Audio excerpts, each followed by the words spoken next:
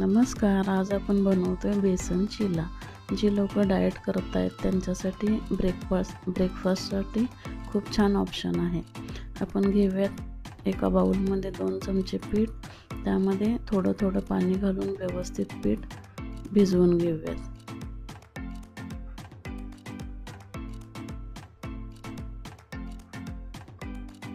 झाकण लावून थोड्या वेळासाठी झाकून ठेवूयात. त्यानंतर त्यामध्ये घालूयात 1 चमचा तेल, बारीक चिरलेल्या मिरच्या, 1 चिरलेला कांदा, थोडंसं कोथिंबीर आणि किसलेला गाजर, चवीनुसार मीठ,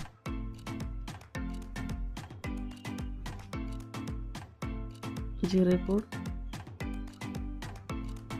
व्यवस्थित मिक्स करून घेऊया.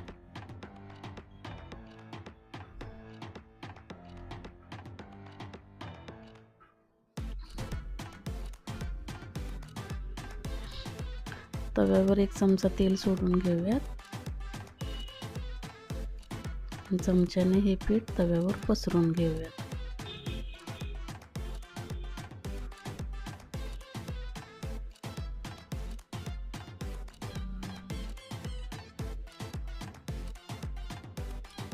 झाकण लावून थोड्या वेळासाठी झाकून ठेवूयात. आता दोन्ही बाजूने व्यवस्थित भाजून घेऊयात.